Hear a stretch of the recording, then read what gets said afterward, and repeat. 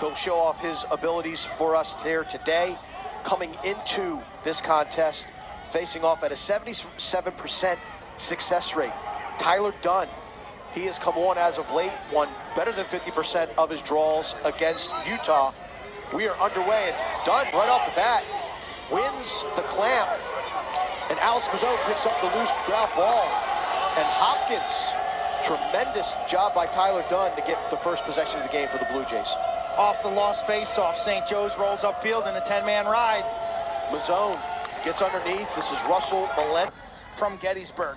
If there is an Achilles heel to the St. Joe D, it's been between the pipes this season. Yeah, an interesting story there. Scott McMillan is the graduate transfer from Gettysburg. McMillan, I'm not sure he ever saw it out of the cross, but a well-designed play for about an 11-yard step down, and Bauer finds the corner. Keep it stop, works to his strong left hand, originally attended Furman, transfers to St. Joe's. Guys from the beach down in Delaware. It's where he grew up, Rehoboth Beach. Worcester Prep, down on the eastern shore of Maryland. St. Joe's wins the ensuing face-off.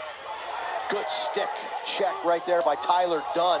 Good ground ball pickup, however, by the Hawks. D-twigging at Homewood Field. Hopkins and St. Joe's battling for this ground ball, picked up eventually by the Blue Jays. Goals last season.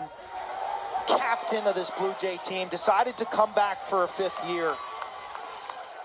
Degnan, 18 straight games now with a goal. And quick round upset by St. Joe's. And the entirety of that team is basically back this year. Big expectations on Hawk Hill. Next face-off. They got to go. Hawk Hill is a cool spot for a game, especially in April and early May when the weather changes. They have a good following. And far side, turn and rake. It's Degnan with the finish. Ryan Evans with the feed. So that's your second midfield group. 3 of the 4 goals have been assisted for Johns Hopkins. But you get your second line midfield out there that can move the ball like that. All 3 of them touch it. Terrific job. Dunn coming down on the break. Good defense by St. Joe's. There's a trail. Melendez can't handle it. Loose ball picked up by. In the right spots. They're sharing the ball. Fundamentally sound with the passing. I think it stood out too, Mark. Really good job of keeping it hot, spinning the ball. Dunn wins the face-off, gets shoved to the turf. Play on. We have a loose ball hold. Possession will stay with the Jays. Angeles with a goal and an assist now. Especially with a guy like Brett Martin's done a really strong job. The transfer of Alex Mazzone from Georgetown can't be understated. And then the goaltending increase, whether it's been Tim Marcille, who's been outstanding. The game he missed, Gib Versfeld won, and Hopkins, I'd have to look at the numbers from last year, Dixie, but it feels like their save percentage is up at like 10% at least. He's definitely stabilized that goaltender last year was like a 45% maybe for a while, and he's done a great job in his career at Hopkins of reshaping his body. He came in as a freshman. His speed wasn't up to par. He's hit the weight room. He's really had to work hard to improve his speed. What he's always had is a cannon. He's got a left-handed rocket. Been versatile during his career here at Hopkins, playing sports marketing major on Hawk Hill. Right-handed shooter, off ball. Alex Mazzone typically will draw that assignment. Dunn gets blown up from the side, no call. Ball played up to Zach Cole. Cole picks it up, pushes it, shot, save Marcille. Fought that one off. That was another high heat offering from Page. Nice ground ball picked up. Timeout taken. And we got a Blue Jay in the Hawk bench, in the Hawk nest. Coaching staff for St. Joe's does a great job of keeping everybody separated. Takes away, he gets tripped as he's falling. It's tough for Marcille to locate that ball in the pocket. Just an individual effort, just a gem from Carter Page. How about that wrist strength? Falling away from the goal. He's now 2 out of 3 shooting. And he's able to not play a year ago. Was injured. His 2nd goal of the season. And now a face-off violation against Johns Hopkins. Don't look now, but here. Great individual effort from Wright. Face-off, Dunn wins it. Then he gets tripped up from behind. That's going to be a hold out of the face-off cylinder, so there's not a violation. They're just keeping things simple on offense. You're not seeing too many unforced turnovers.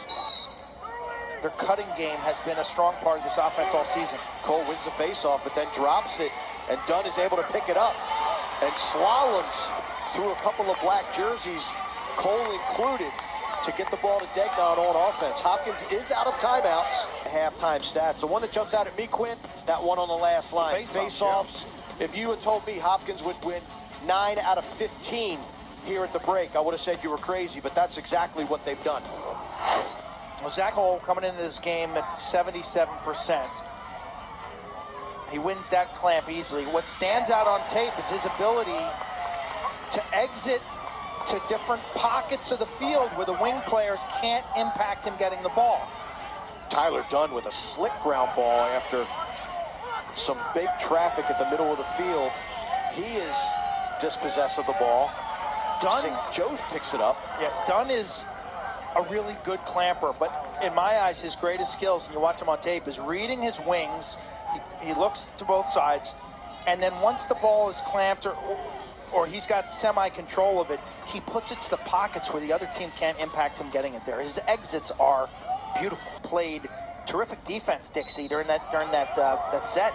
Now, I know you're right-handed. McMillan's left-handed, but he didn't even move his stick on that shot. Well, he also gave up that near post a little much, and you'd like to take away that near side with your body.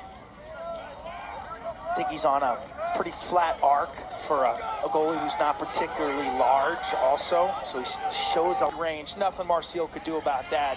He's got to either blatantly guess or hope to get lucky. Credit the assist to Colin Campbell, and on the ensuing faceoff, we got a violation against Hopkins. St. Joe's back on. Nice trail check. Zach Cole with that shot. Right there. It's hard for a short stick defensive midfielder to encroach space and create positive defensive leverage when you cut. And Collison, the big target, keeps that simple. Jacob Angelus with his 3rd assist of the game. 8 of the 9 Hopkins scores have been assisted. Zach Cole wins the next face-off. Mazzone with great hustle on that loose ball. The lefty grad transfer. He created that face-off win for the Johns Hopkins Blue Jays. And Angelus now has 4 assists. Chevette, the junior out of Shaker Heights, Ohio, came into today's game with only 1 goal. So he scored 2 big ones here thus far for Hopkins. It's his first career multi-goal game. And as you mentioned, Angelus just sitting there on the low corner with time and room, like a quarterback sitting in the pocket. Yeah. You know, get on his hands because when you pressure a guy, that impacts vision. Came into today's game, 3 goals and 11 assists. It's almost like I'm not sure what happened up top, whether there was a back pick set or he just got caught looking in the wrong direction. Yeah, we were both paying attention to the ball. 11th straight assisted goal for Johns Hopkins, and Dunn wins the face-off. And Angelus is putting together a passing clinic. Career day. In passing clinic in the second half. 5 assists alone in the second half. This past November, Griffin has been heavily involved in the Headstrong Foundation, which assists families going through cancer treatment. Griffin helps lead the foundation's Game Hair Havoc initiative that empowers athletes to style their game hair throughout the season. His offside hip. I mean, Tucker Brown's put on a shooting clinic this year. Taylor Ray saying he's a quiet competitor and he plays the best when the stakes are the highest. Big goal right there out of Worcester Prep on the Eastern Shore, giving Mike Esham a run for his money. As He's best like out of Canadian. Rehoboth Beach, that's not in Canada. It's Delaware. Assists does Mr. Angelus have today, Rustalin? 6. He's got 8 points. 8. Oh, unfortunate bounce there for Hopkins. It goes right into the stick of Matt Bomer, and Bomer finishes it, the senior out of Charlotte, North Carolina. First points for Bomer, I believe. He's been quiet today. They all count, Dixie. They all count. They doesn't show you how you scored it. A 4-goal run. You got Zach Cole coming back to this face-off now. Still have to finish it, and that's exactly what Bomer does. Clamp and positioning won by the Jays. Just good scrappiness.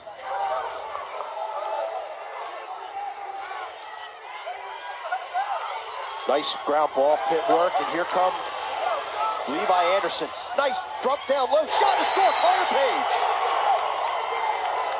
St. Joe's bench is feeling it. They fell down back again by 5, and 2 quick strikes has them within 3. 13-10, Jays lead. 16 seconds, goal to goal. Creating the impact of Cole, wins the clamp, and then loses the battle for this ball. And you see, man, these guys have gone at it. A little hockey action, good grounder. This is where the goal scored, right there. The defender on Levi Anderson has got to be there with him, challenging him. Not sure what the deal was. You cannot give an attackman an easy front swing and the ability to secure that ball without challenging him for that. And you got to think right there, Quint, that is just headiness and desire, because Levi Anderson is not super fast. So in other words, it's not a straight sprint and he beats him to the ball. That's just being aware. Cole wins the faceoff, whirling through the Hopkins defense. Timeout taken by Taylor Ray. And momentum shifting to our left to the boys in black. It's on the lacrosse field. That is a hefty lacrosse player. Dunn wins the faceoff. Coming right down Charles Street. Shoots and scores. Beautiful shot over the left shoulder of Robbie Seeley, who points to himself saying, "That's my bad." Tyler Dunn, huge goal to stop the St. Joe run. 6 goals in like a minute and a half. It's unbelievable. 6 goals in 118. Cole does a nice job trying to chase this one down, and St. Joe's defense holds. They don't rotate, and they don't give respect to the Fogo. This game has had a little bit of everything. Sunsplash crowd here at Homewood Field, at least if you're on the far side away from our broadcast position. Winds have stayed relatively mild. Nice double team by St. Joe's. Ball is picked up. Levi Anderson, he's dangerous. Trailers. He is dangerous in this situation. Holds it up. Need to double team, but Marcial needs to watch that ball in the pocket off the lip, because he guessed wrong. Face-off violation against Hopkins. Taylor Ray, flanked by his assistant Scott Meehan and Mike Restivo. Bauer with a big goal. We keep continuing to go back and forth. I mean, this is... Ika seeing some time on the extra man. Can Zach Cole work his magic? Wins that face-off. Pins it against his chest. No call. That's where he's really good. Really good off the ground, amazing exits. He was going to flick it to his teammate, but he read the wingman and decided to scoop it himself. Really smart decision. And the first time grounder. The junior from Columbia, South Carolina. This is big time face-off right here. We're going to have a call. It's a hold against Cole. Possession to Hopkins.